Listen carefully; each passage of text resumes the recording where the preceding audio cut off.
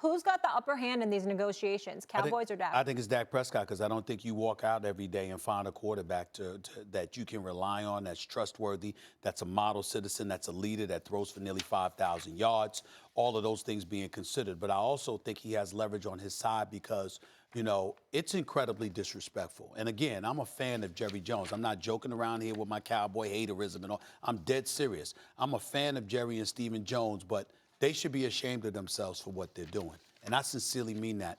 When you look at Dak Prescott and what you require of a quarterback, you don't just require him to throw the football.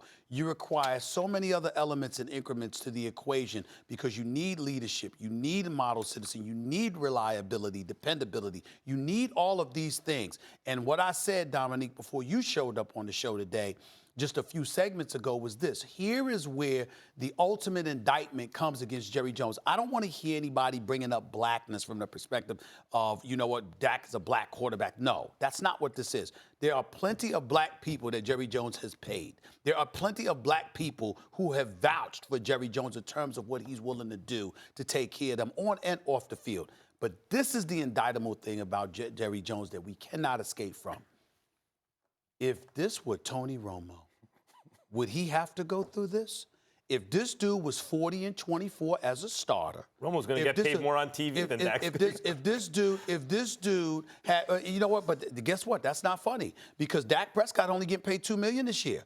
You understand? So Tony Romo, we know he's going to get at least 10. The point that I'm trying to make is that if Tony Romo had a 40-24 record, Dak Prescott has already won as many playoff games in his 4-year career than Tony Romo did his entire career. Okay, you know, they've been to the play. This is his first season at 8-8 that he's had a losing record. You know, not a losing record, but not a winning record.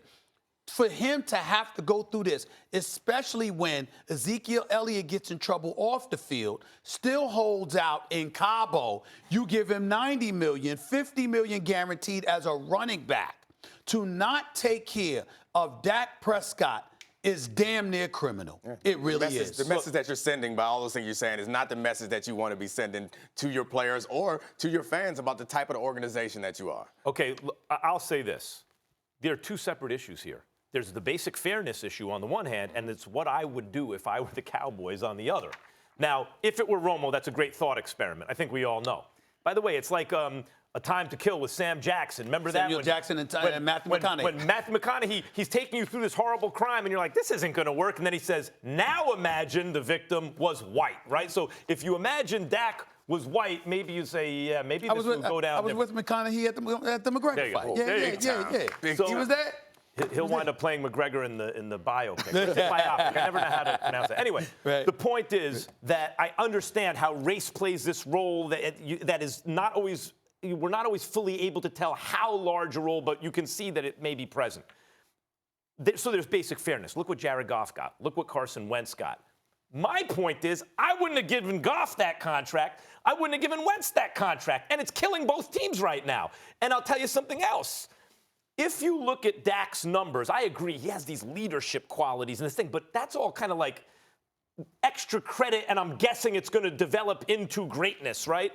It already has. Kirk Cousins, I disagree with that, but okay. Kirk Cousins, they never wanted to give him the guaranteed money. It's not about the per annum stuff. It's the guaranteed money. Jimmy G, though he was much less accomplished at the time, it's also like we have this feeling about him, but the guarantee wasn't resetting the market. So I understand why the Cowboys, if I were the Cowboys, I would want to franchise Dak as much as possible while he's on his way to becoming a great player if he ever gets there, in my view, Dominique. You could feel differently. I do. So, I mean, because Kirk Cousins was putting up big numbers too, but I never thought he was a great player. Dak, I think, will be a great player, but I think the point is, just because basic fairness says you should do it, doesn't mean you should do it. I wouldn't have done it in the other cases. I agree. Basic fairness is not a reason to give him the money, and I understand the logic behind what you're saying. But first of all, he's much better than Kirk Cousins. The criticism of Kirk Cousins is when the chips are down, it's a big-time moment. Dak Prescott has proven that he can lead game-winning drives in important moments in the playoffs against good defense, including Seattle. He outscored, or they scored 3 times in the fourth quarter got against the Green Bay Packers when he was a rookie. If it wasn't for Aaron Rodgers throwing that amazing sideline pass, he would have outdueled Aaron Rodgers in that moment. He led a game-winning drive in the playoffs last year against Seattle. Like, he's shown. So calling him Kirk Cousins is not fair, because the criticism against Kirk Cousins is that Kirk Cousins doesn't show up when you really need him. Dak is always showing up when you really need him. And I think that he has proven himself to be an elite quarterback. You can look at the stats from the season. You can put the stats aside. You can watch the games. The overall record, I think, is not a fair critique of him specifically, but he absolutely deserves the money. And now this is where your argument falls apart, Max, is I'm with you. If you could pay a great quarterback or even a good quarterback less than he can demand, that's fine. You should do that. But that's not the system we live in. There's such scarcity. It's basic supply and demand. There's such scarcity for the quarterbacks that you have to overpay them. And I'd be on board with you if they had somebody else to put in there. So the question is, do you overpay Dak Prescott? Which I agree. Dak Prescott is probably going to get overpaid. Carson Wentz is overpaid. All the quarterbacks except for Patrick Mahomes, frankly, are getting overpaid. Mahomes getting whatever he wants. But everyone else, I agree, is overpaid. You can't justify it. But the fact is, they have value.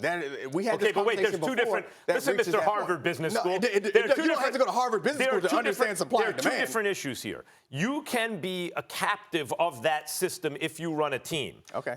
Or you could say this. You put him on a bell curve and you say, here's Mahomes on the far right end of the curve and a few other players maybe that are worth the money. But if you pay everyone who comes up because you're hoping they'll be like that, you are not able, you have to rob Peter to pay Paul because there's a hard cap. Quarterbacks are overpaid to begin with. Okay. Dak, in my view, is not the reset the market quarterback. Just like Wentz wasn't, Goff wasn't, Stafford wasn't once upon a time. I'm fine with you. I agree with that. That's fine. But what if he says he is? And then you have no choice. So you go from there to franchise him, which puts more leverage in his. It's just going to require you to pay even more money. The cap goes up. It puts more leverage on Dak's side. I hear you, but I still think y'all are veering away from my major point. Okay. My major point is that we wouldn't be having this discussion if it were Tony Romo. Thanks for watching ESPN on YouTube. For more sports highlights and analysis, be sure to download the ESPN app. And for live streaming sports and premium content, subscribe to ESPN+.